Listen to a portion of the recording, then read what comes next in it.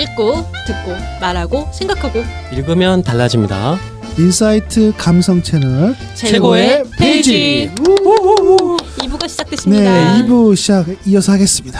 네. 이제 관점을 좀 재해석해서 한번 해볼까요? 그래서 뭐 우리의 최고의 페이지도 했지만 또 더 중요하다고 생각하는 것들이 있으면 그런 것들도 한번 해볼게요. 그래서 제가 먼저 할까요? 네네. 예.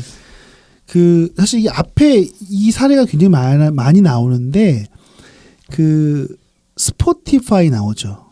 스포티파이 이게 스웨덴의 음악 스트리밍 서비스 회사예요. 우리나라 멜론 같은 그렇죠. 네. 사실 이 회사가 글로벌 1위입니다.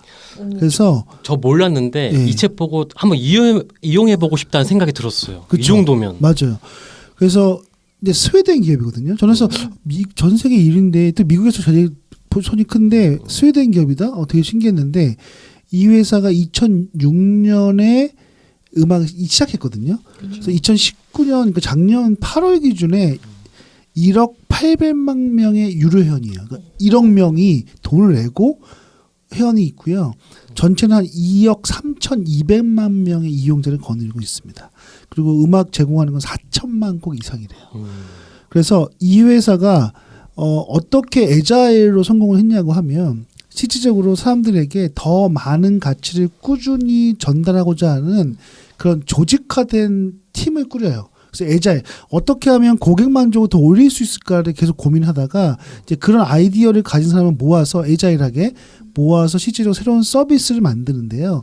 2015년에 디스커버 위클리라는 기능을 제공합니다. 이게 뭐냐면 제가 음악을 듣잖아요.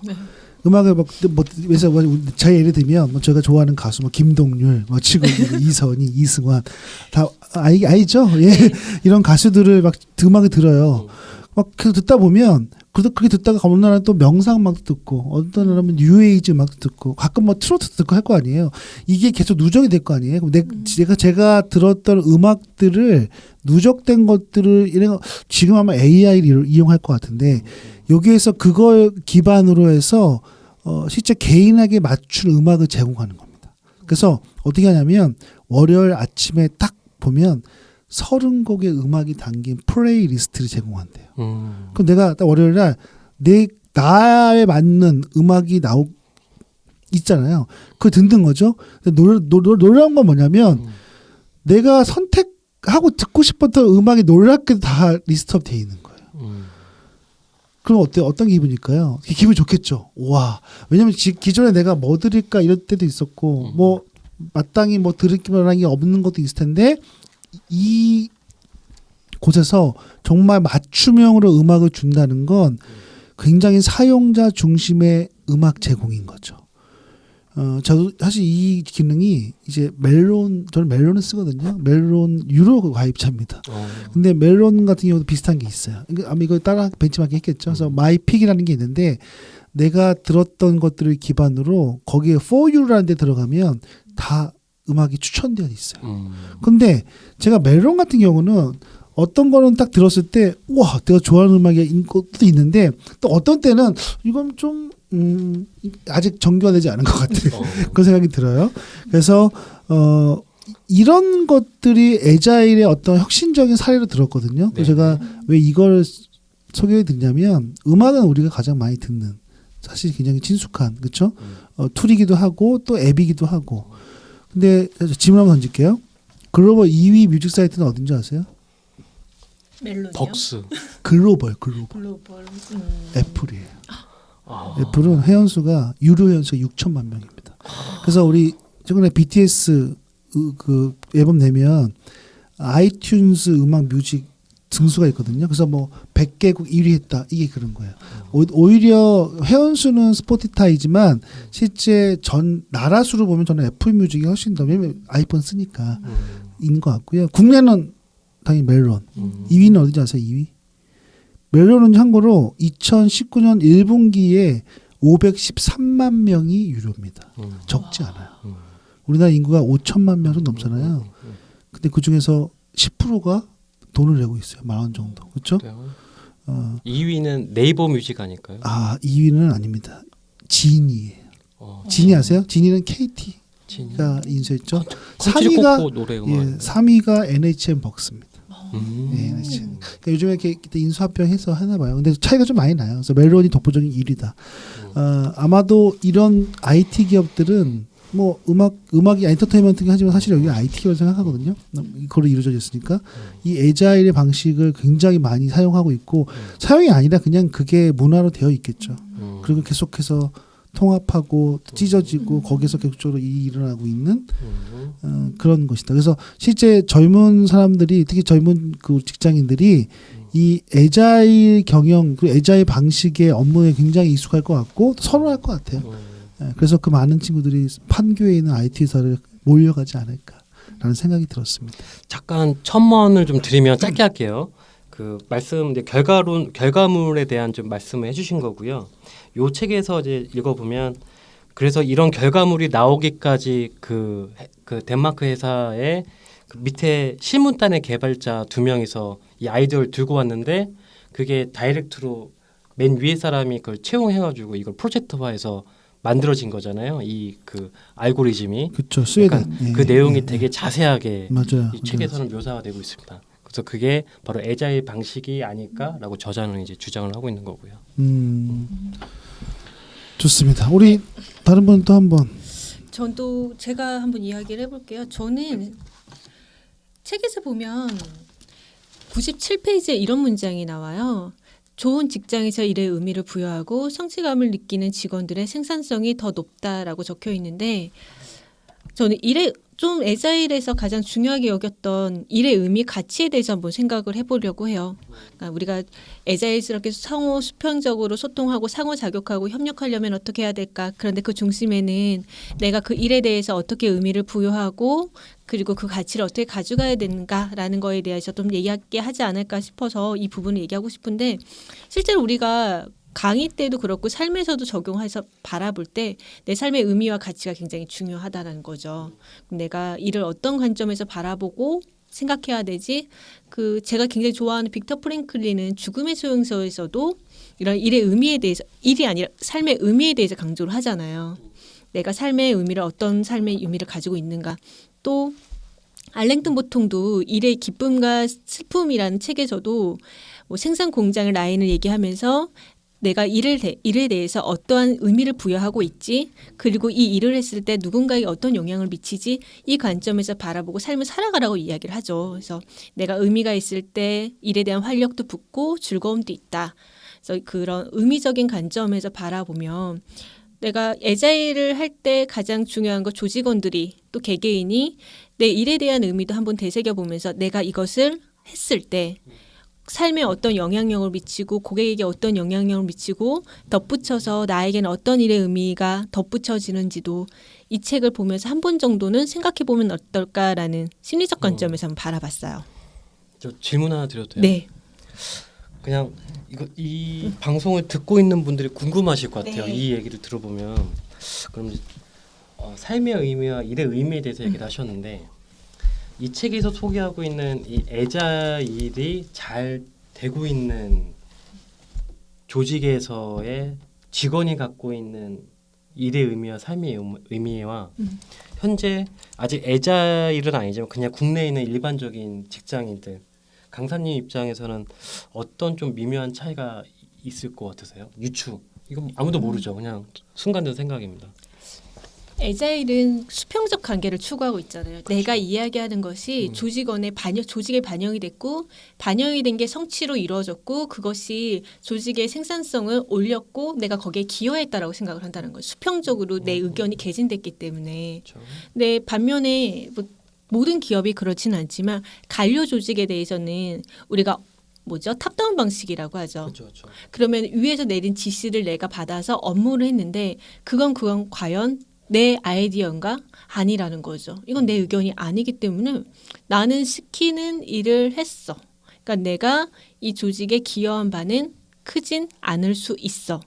라는 이런 생각의 차이가 좀 나타난다는 거죠. 수평적 에자일은 내가 회사에 기여했어. 반대쪽은 내가 기여한 것이 아니라 조직의 방침에 따라서 진행을 했어. 라는 생각이 좀 차이가 발생되지 않을까라는 잠깐 생각해봤어요. 좋아요. 네. 그러면 잠깐 정리하면 우리 백 강사님의 생각은 네. 어떻게 보면 소통의 방식이나 스타일이 결국 그 조직원 구성원들이 이를 바라보는 관점이나 생각에 영향을 끼친다고 그쵸. 말씀하시는 거죠? 네, 알겠습니다. 네. 수사님. 아, 전가요? 네. 네. 네네.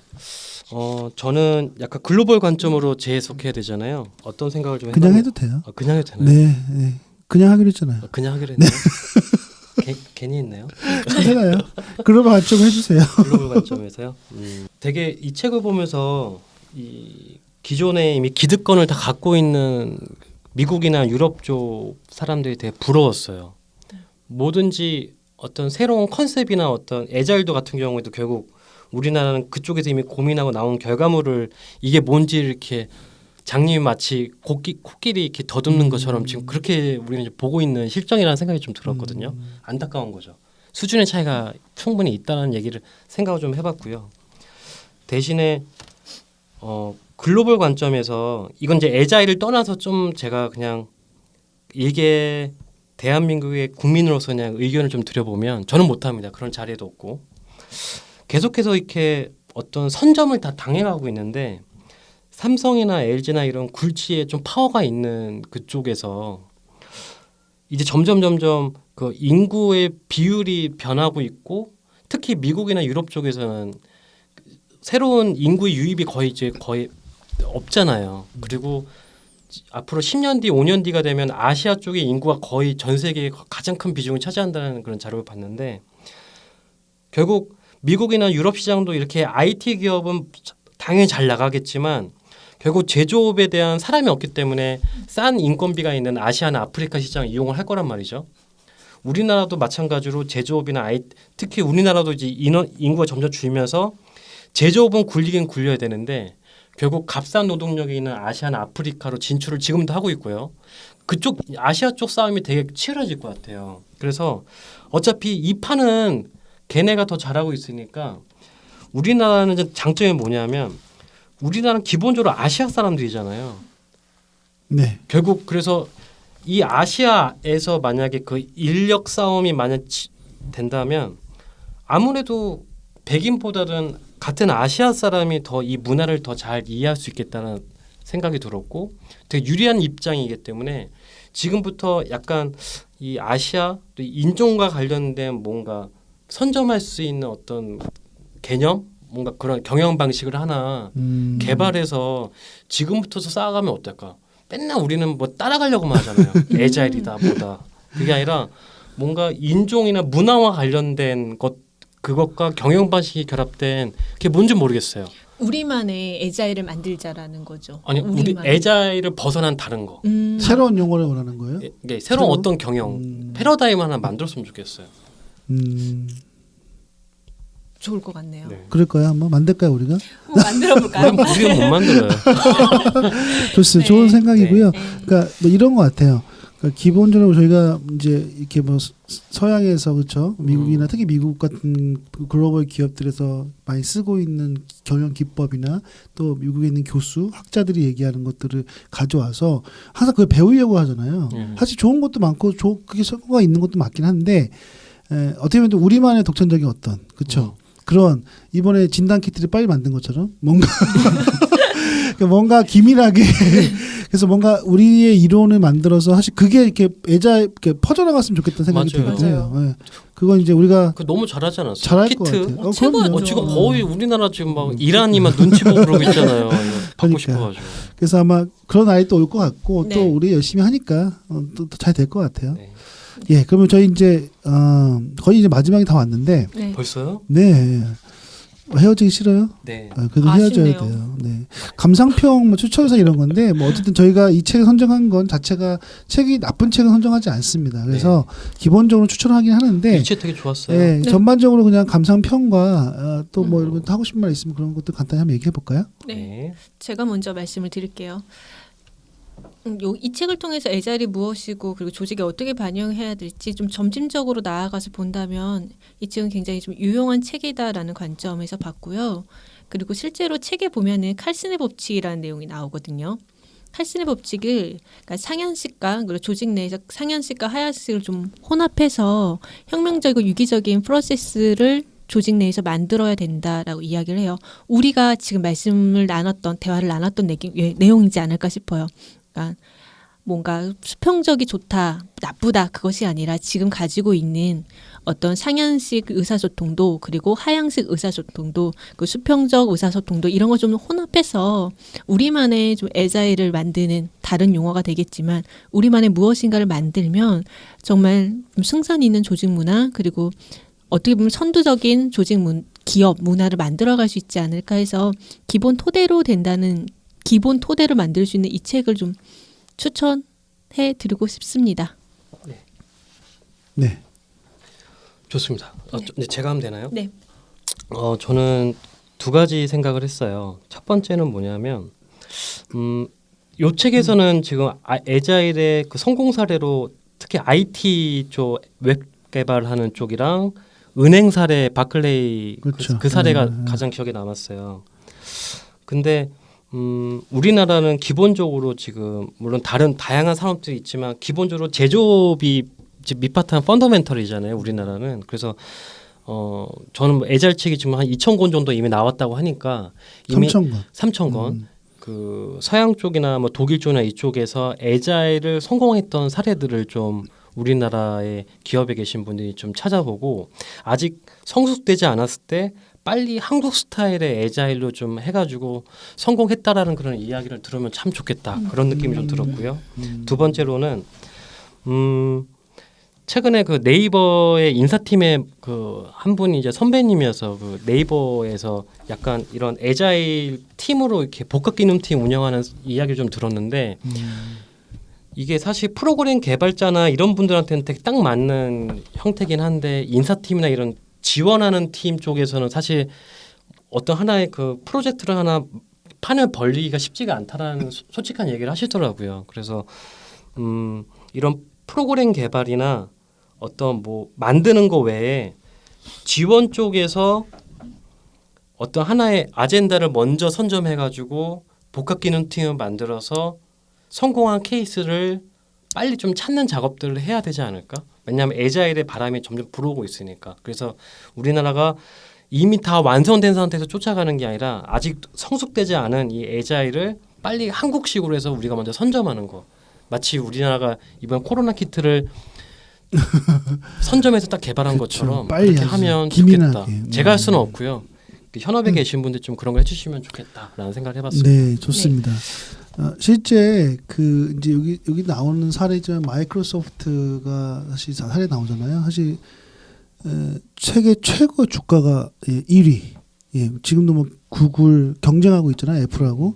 근데 이 기업이 수만 명의 이 개발자들이 한 팀당 뭐 5명에서 10명 사이에 이 작은 인원의 에자일하게 팀을 만들어서 그 거대한 기업이 굉장히 기민하게 돌아간다는 거죠. 아주 유연하게. 그래서 우리가 삼성이 되겠어? 뭐 LG가 되겠어? 이러한 마인드는 사실 에자일에서는 이제 의미가 없어요. 다 된다는 거죠. 왜냐하면 뭐 마이크로소프트 됐으니까. 그래서 우리도 어떤 이 사고 패러다임을 좀 바꿔가면서 실제로 우리가 제조업인데 우리가 지금까지 굴뚝 산업인데 이런 관점이 아니라 그러니까 이 마인드와 이 사고 방식만 가져와서 우리 이병수 님 얘기한 것처럼 우리만의 방식의 에자일 방식 것들을 만들어내면 그게 또 우리 문화가 되는 거고 우리 어떤 경영 기법이 되는 것 같아요. 그래서 그런 것들을 다 좀 잘해서 기본적으로는 뭐 기업의 목적이 성과라고 하나요? 이렇게 얘기하면 요즘에 욕먹나요? 그러나 중요한 건 성과가 되게 중요하죠. 그래서 조금 더 생산적이고 성과를 내는 그런 조직들로 변모하면 어떨까라는 생각이 듭니다. 그래서 이 책은 한번 뭐 기회가 되시면 뭐 그냥 심플하게 좀 봐도 될 것 같아요. 뭐 괜히 진지하게 볼 필요는 없고 그냥 딱 보시고 정 안 되면 일부 정도만 보셔도 절반까지는 재밌어요. 네. 저도 그 말을 그 이후부터 지옥입니다. 네. 아니 지옥은 아니고 지옥은 아니고. 사례가 뒤에 제가 좀 많아서 그때 그래요. 네. 네. 그래서 좀 그럴 수 있어요. 좋습니다. 이제 우리 마지막 오자톡 혹시 준비했어요? 오자톡? 네. 네. 우리 한번 해볼까요? 네, 저에게 에자일이란 변화의 시작이다. 로 정리할 수 있을 것 같습니다. 저에게 에자일이란 경영 마인드다. 좋습니다. 에자일은 예, 그대로 기민한 성과다. 네. 김민환 성과. 성과. 기민한 이러면 잘 안 쓰잖아요. 네. 근데 저는 여기서 에자일 보통 설명할 때 민첩 아니면 기민 이러거든요. 그래서 저는 여기서 제일 많이 본 것 같아요. 기민한. 민첩과 기민의 차이가 뭐죠?